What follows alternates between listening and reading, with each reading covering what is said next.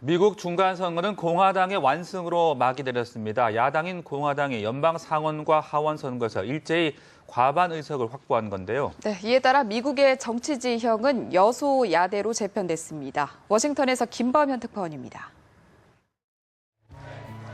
전체 100명의 상원의원 중 3분의 1과 보궐선거 대상을 포함해 36명을 선출하는 상원 선거 초반부터 야당인 공화당의 우위가 점쳐져 왔고 이런 전망은 적중했습니다. 경합지이자 당초 민주당이 확보했던 선거구 가운데 상당수 지역에서 공화당이 승리하며 상원에서 의석을 보탠 겁니다. 이로써 상원에서 45석이었던 공화당은 과반인 51석을 넘겼습니다. 과반 득표자가 나오지 않아 다음 달 6일 결선 투표가 진행될 루이지애나주의 선거 결과에 관계없이 상원에서 다수당 지위를 확보한 겁니다. 결과는 435명 전원을 새로 뽑는 하원에서도 마찬가지였습니다. 당초 233석으로 하원 다수당이었던 공화당은 이번에도 과반, 즉 218석을 넘겼습니다. 공화당이 상하원을 동시 석권한 겁니다. 이로써 버락 오바마 대통령 임기 2년을 남겨놓고 미국 정치 지형은 여소야대로 전환하게 됐습니다. 지난 2006년 조지 부시 공화당 정부 집권 2기 때 당시 야당이던 민주당이 양원을 동시 장악한 데 이어 8년 만에 여소야대 정국이 만들어진 겁니다. 오바마 대통령의 임기 후반 국정 운영에 빨간불이 켜진 것으로 40% 안팎의 저조한 지지율에 의회까지 공화당에 내주면서 레임덕이 가속화될 것이라는 전망이 나오고 있습니다. 동시에 중간선거에 막이 내리면서 미국 정치권의 시선은 일제히 2년 뒤 2016년 대선으로 향하게 됐습니다.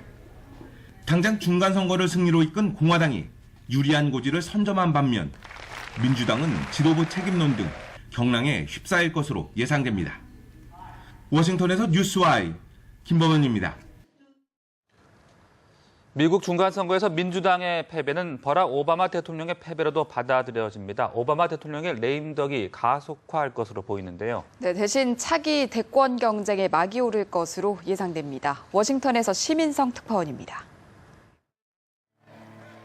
미국 야당인 공화당이 상하원을 모두 장악하면서 버락 오바마 대통령으로서는 국정 운영에 차질이 불가피할 전망입니다. 40% 안팎의 저조한 지지도에 의회 권력까지 야당에 내주면서 급속한 레임덕에 빠질 수 있습니다. 이런 상황에서 임기 2년을 남겨놓은 오바마 대통령이 지금까지 그래왔듯 공화당과의 충돌을 불사하고 마이웨이를 택할지 아니면 업적 쌓기를 염두에 두고 대타협을 모색할지 주목됩니다. 당장 이민개혁법이 첫 시험대로 꼽힙니다.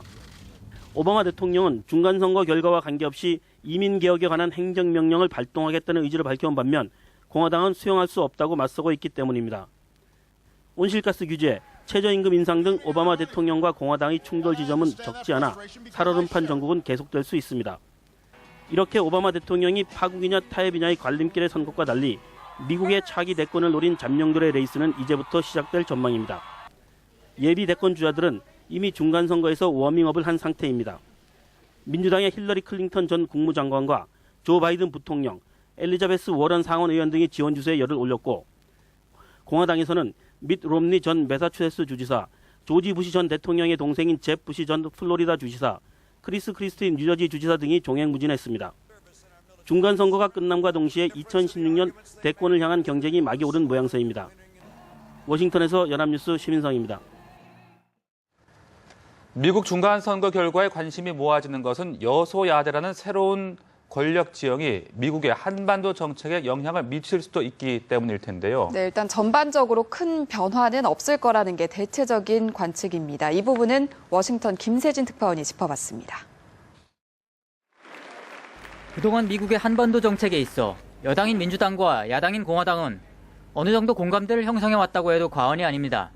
공고한 한미동맹, 핵과 미사일 도발을 이어가고 있는 북한에 대한 억지 능력 강화, 그리고 한미연합방위 태세 유지라는 한반도 정책의 골격에는 이견이 없다는 겁니다.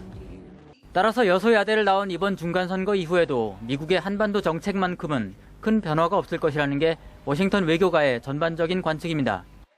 또 2년 뒤 대선을 앞두고 있어 일종의 컨센서스를 이룬 한반도 정책을 놓고 각을 세우지 않을 것으로 보입니다.